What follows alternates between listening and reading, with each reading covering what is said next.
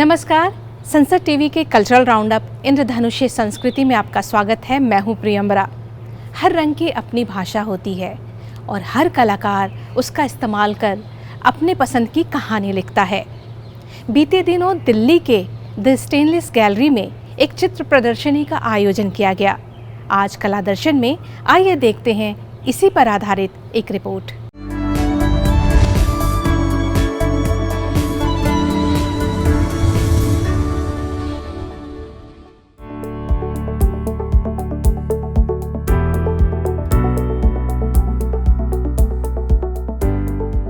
क्रोमोलॉग colours and conversations चित्र प्रदर्शनी का आयोजन 21 फरवरी से 25 फरवरी तक नई दिल्ली की द स्टेनलेस गैलरी में किया गया।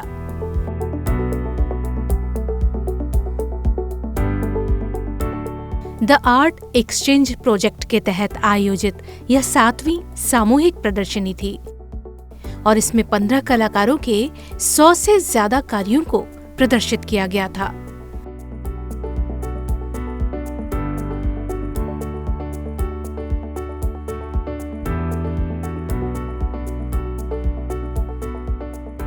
इस आर्ट एग्जीबिशन की क्यूरेटर आरती उत्पल सिंगला थी।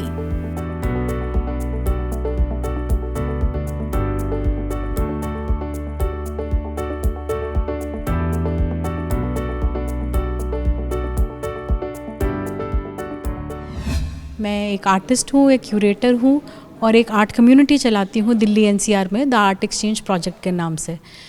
हर साल मैं एक शो क्यूरेट करती हूँ उसी कम्युनिटी के अंडर। ये वाला शो हमारा 7वां शो है। तो इस शो का एक सिंगल थीम नहीं था, सब आर्टिस्ट्स को बोला गया था कि अपने हिसाब से अपने जॉनरा में काम बना कर लाएं। तो जब सारे काम मेरे पास आए, जब मैंने अलग अलग काम देखे, तो उसी से शो का नाम निकला क्रोमोलॉग।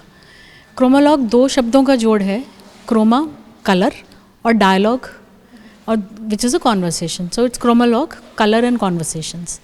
तो सबके काम, यहाँ पे 15 आर्टिस्ट हैं, उनके 6 से 8 के बीच में काम लगे हैं।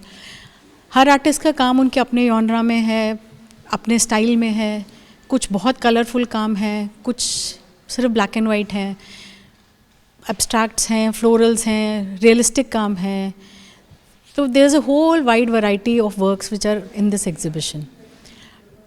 तो सारे काम देख के जो एक चीज़ समझ में आती है वो है कि रंगों की एक अपनी भाषा है, एक आपस में एक तालमेल है, एक बातचीत है और वही बातचीत एक व्यूअर, एक आर्टिस्ट के बीच में भी होती है।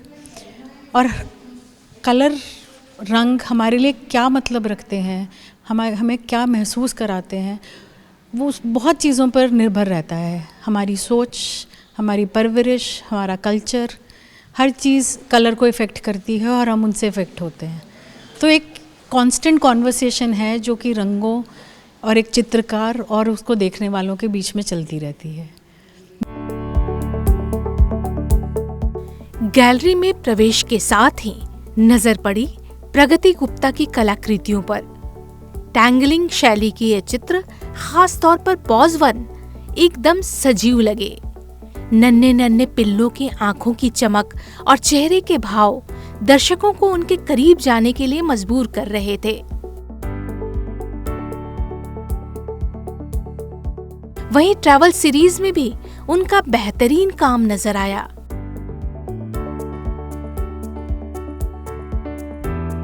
कुछ रियलिस्टिक चित्रों ने भी ध्यान खींचा। इनमें से कुमार नीलेश वत्स की कलाकृति एकोज ऑफ डॉन यानी भोर की गूंज भी थी। नीलेश की घोड़ों पर आधारित कलाकृतियां बहुत कुछ कह रही थीं। I'm a wildlife artist, more profoundly inclined towards equine art. Well, for those who don't know what equine art is, it is art related to horses, and my love for horses have been since my childhood. Long back when I was a kid, I used to watch a movie which was named Zorro. So Zorro was the vigilante hero who had a horse named Tornado, and the kind of bond and respect they had for each other was something which drove me toward horses, and that movie has a lot of impact in my paintings and my personal life as well. So I just don't use the orthodox imagery of a horse as something imperial and royal, but it is something which I feel is more towards a person's resilience and the power of its spirit to overcome adversity. So anyone who resonates with this emotion can resonate with this animal as well. So as you can see in all of my paintings, the horses are very attentive and as focused on you as you are while looking at them. So they have a question in their eyes about whether you have made the right decisions or not. So while looking at them, you can just not have some unethical thoughts in your mind. समय से सीखा हूँ मैं और ingrown था मेरे अंदर. देखिए ये घोड़े कहीं से देखे हुए नहीं हैं, ये मेरी सोच से निकले हुए घोड़े हैं. मैं कोशिश करता हूँ कि मेरे घोड़े जो हैं वो बिल्कुल इंडिजीनियस दिखें, हमारे यहाँ की प्रजाति के दिखें, जो हमारे मारवाड़ी घोड़े होते हैं वैसे दिखें. और इनमें वही फीचर्स हैं जो घोड़ों का शौक़ रखता होगा वो इनको देख के पहचान जाएगा कि ये मारवाड़ के घोड़े हैं. और मैंने इसका नाम रखा है इकोज़ ऑफ डॉन, यानी एक नई शुरुआत की गूंज. तो ये घोड़े एक ट्रांजिशन में हैं. इस बार की प्रदर्शनी को किसी विशेष थीम में नहीं बांधा गया था. सभी कलाकार अपनी पसंद के चित्रों के साथ प्रदर्शनी में शामिल हुए थे, जिससे कलाकृतियों में विविधता देखने को मिली.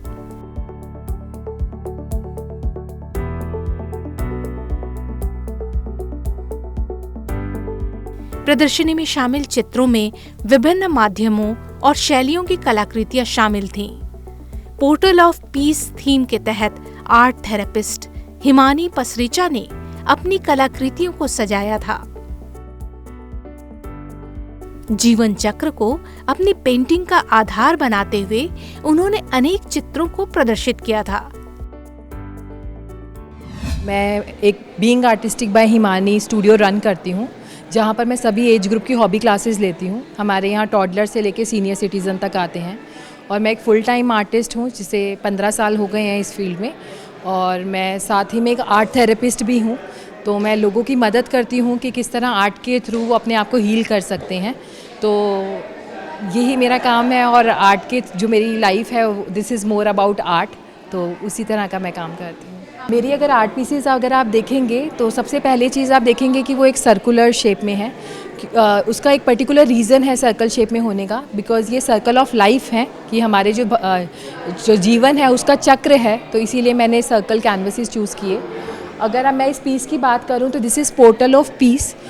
इसका मतलब है कि आप किसी एक पोर्टल के अंदर जा रहे हैं जहां पर आपको शांति प्राप्त हो रही है. तो अगर मैं इस पीस के बारे में बताऊं तो आपको ऊपर की तरफ ऑरेंज कलर दिखेगा. ऑरेंज कलर जो है वो आपके स्वादिष्ठाना चक्रा को रिप्रेजेंट करता है. स्वादिष्ठाना चक्रा अगर की बात मैं करूं तो वो डिज़ायर्स है कि आप अपनी डिज़ायर्स को कैसे कंट्रोल करते हैं. ऊपर की तरफ आपको येलो कलर दिखेगा, वो आपके सेलर प्लेक्सा चक्रा है. मणिपुरा चक्रा जिसे हम कहते हैं वो येलो कलर का होता है. This is about Joy and happiness. And अगर नीचे की तरफ हम यहाँ पर देखें तो आपको ब्लू कलर दिखेगा. ब्लू कलर जो है वो आपका विशुद्धा चक्रा होता है, आपका थ्रोट चक्रा, कि आप किस तरह से कम्युनिकेट करते हैं, आप कैसे बोलते हैं, समाज से आप कैसे बात कर रहे हैं. तो उसकी वजह से आपको आपकी लाइफ में बहुत सारे चैलेंजेस फेस करने पड़ते हैं. ग्रीन कलर जो है यहाँ पर अगर आपको दिखेगा, यहाँ पर ग्रीन कलर है. जो ग्रीन कलर है वो आपके अनहता चक्रा को दिखाता है, जो आपका हार्ट चक्रा होता है. Heart chakra is more about emotions, कि आपकी लाइफ में कैसी इमोशनल चीज़ें कैसे हो रही हैं. तो ये बहुत सारे चैलेंजेस हैं जो आपको अपनी लाइफ में फ़ेस करने पड़ते हैं. तो जब आप इन चैलेंजेस को फेस करके अगर आपको वहाँ पर एक शिप दिखेगी, जो शिप है वो एक ह्यूमन को दिखा रहा है, एक इंडिविजुअल को, कि हम अपने आप को उससे रिलेट कर सकते हैं कि हम ये सारे चैलेंजेस अपने लाइफ में फेस कर रहे हैं. और जब हम इन सब चीज़ों को, इन इमोशंस को ओवरकम कर लें, उन पे कंट्रोल कर लें, तो हम अपने अंदर ही जो है वो पीस को, शांति को प्राप्त कर सकते हैं. So this piece is about portal of peace. अगर हम इस पीस की बात करें तो उसका नाम है उस पार. उस पार में जो है आपको मैंने यहाँ पर 2 चीज़ें दिखाने की कोशिश की हैं. जैसे मैंने आपको एक्सप्लेन किया कि ये भंवर है, लाइफ की ये चीज़ें हैं. तो ये लाइफ के भंवर के बाद अगर आपको ब्रिज दिखेगा तो वो आपकी जर्नी है कि अगर आप उस ब्रिज को क्रॉस कर लेंगे तो आप अनंत तक कैसे पहुँच सकते हैं. तो जब हम इन सब चीज़ों को कंट्रोल कर लेंगे और हम आगे बढ़ जाएंगे तो हम भगवान की प्राप्ति कर सकते हैं. तो ये जो पीस है ये उस पार है, ये एक्रेलिक के अंदर है, कैनवस के ऊपर. जो तीसरा पीस है उसके वो है डीप इनसाइड.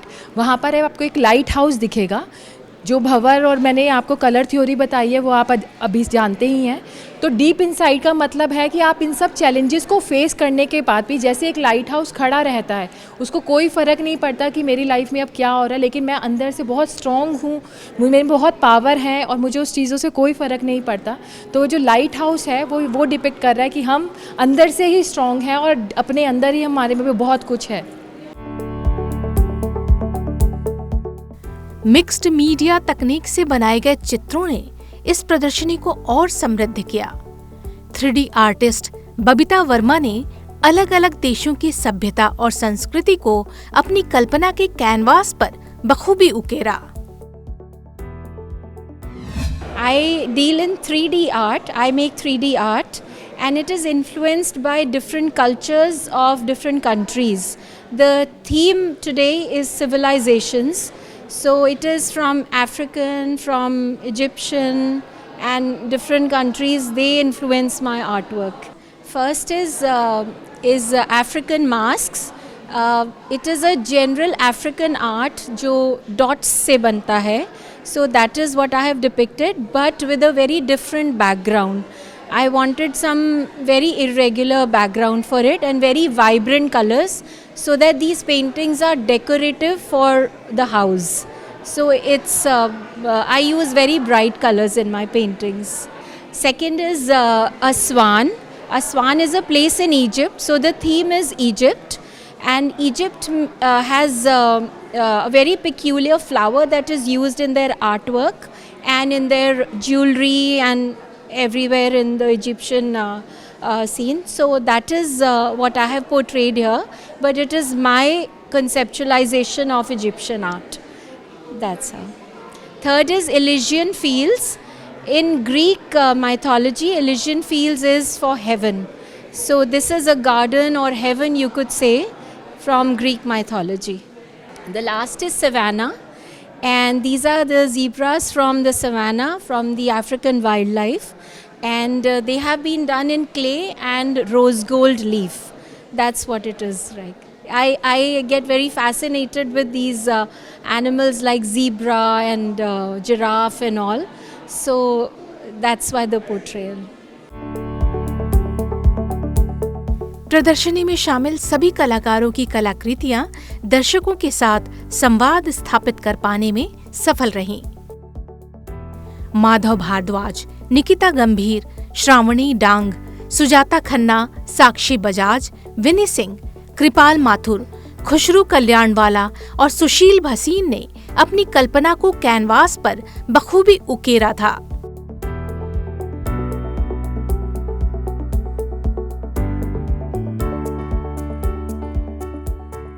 रेखाओं और रंगों की भाषा को समझने का यह एक बेहतरीन अवसर था।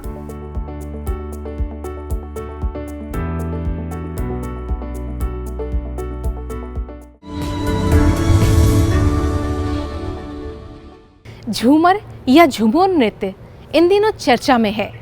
प्रधानमंत्री नरेंद्र मोदी की उपस्थिति में असम के गुवाहाटी में 8000 से ज्यादा कलाकारों ने इस नृत्य को प्रदर्शित कर एक विश्व रिकॉर्ड बना दिया। आइए आज लोकरंग में जानते हैं इसी नृत्य के बारे में।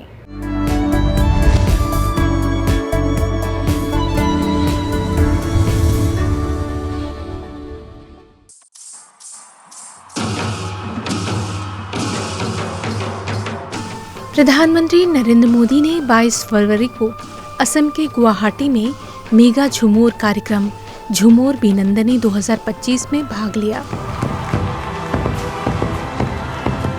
असम में चाय उद्योग के 200 वर्ष पूरे होने और असम में औद्योगिकरण के 200 वर्षों पर इस कार्यक्रम का आयोजन किया गया था। इस मौके पर चाय जनजाति समुदाय की समृद्ध सांस्कृतिक विरासत का जश्न मनाया गया। इसमें 8000 से ज्यादा कलाकार शामिल हुए थे। यह इतिहास का सबसे बड़ा झूमर प्रदर्शन बन गया।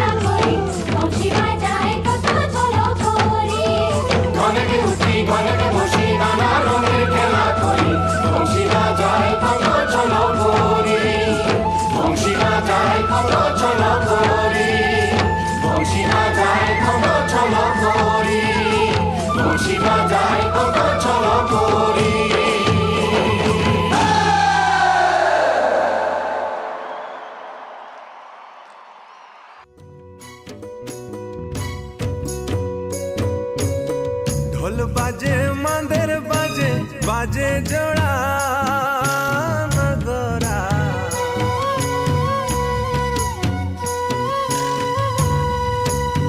ढोल बाजे मांदेर बाजे बाजे जोड़ा नगरा। आइए जानते हैं कि झूमुर या झूमर नृत्य होता क्या है। झूमुर नृत्य असम के टी ट्राइब्स या टी गार्डन कम्युनिटी का पारंपरिक नृत्य है। ये वो कम्युनिटी है जो अंग्रेजों द्वारा देश के अलग अलग हिस्सों से आसाम के चाय बागानों में काम करने के लिए लाई गई थी। इनमें आमतौर पर मध्य भारत में शामिल राज्य झारखंड, ओडिशा, छत्तीसगढ़, पश्चिम बंगाल और आंध्र प्रदेश के निवासी शामिल थे। ये लोग असम में ही बस गए। इन्होंने अपनी संस्कृति, अपनी धरोहर को संभाल कर रखा। कालांतर में वे स्थानीय संस्कृति के साथ घुल मिल गईं। झूमुर नृत्य की जड़ें छोटा नागपुर के हृदय स्थल में हैं, जहां इंडो आर्यन जातीय समूह निवास करते हैं। ये समुदाय नृत्य के माध्यम से जीवन का जश्न मनाते हैं। इस नृत्य के वाद्य यंत्रों में मांदल की भूमिका महत्वपूर्ण होती है। इसके साथ नगाड़ा, ढोल, बांसुरी, झांझ और शहनाई जैसे वाद्य यंत्रों की संगत होती है। यह एक सामुदायिक नृत्य है जो फसल के मौसम और त्योहारों के दौरान किया जाता है। इस नृत्य की विशेषता लयबद्ध पदचाप, लहराती चाल और जीवंत संगीत है। दीदी गो आउन जप करम नाचे आखड़ा। नर्तकियां कंधे से कंधा मिलाकर खड़ी होती हैं और अपनी मूल भाषाओं में दोहे गाते हुए समन्वित पैटर्न में कदम ताल करती हैं। इस नृत्य में महिलाओं की भूमिका महत्वपूर्ण होती है। इस नृत्य में महिलाएं मुख्य नर्तक एवं गायिकाएं होती हैं, जबकि पुरुष पारंपरिक वाद्य यंत्र बजाते हैं। इसमें भाग लेने वाली नर्तकियां लाल पाड़ की सफ़ेद साड़ी पहनती हैं और पुरुष कलाकार पारंपरिक कुर्ता और धोती पहनते हैं। यह नृत्य विभिन्न अवसरों पर किया जाता है, जिसमें फसल उत्सव, विवाह और सामुदायिक समारोह शामिल हैं।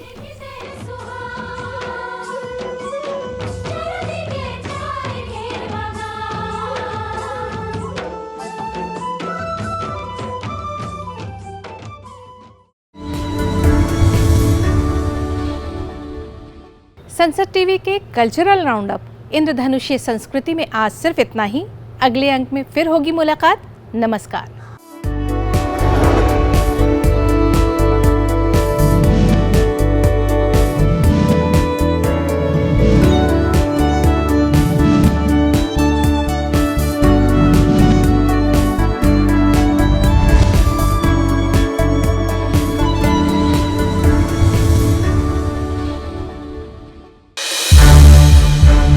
संसद टीवी के और भी प्रोग्राम्स देखने के लिए सब्सक्राइब करें हमारा YouTube चैनल और हाँ, इन्हें लाइक और शेयर करना ना भूलें।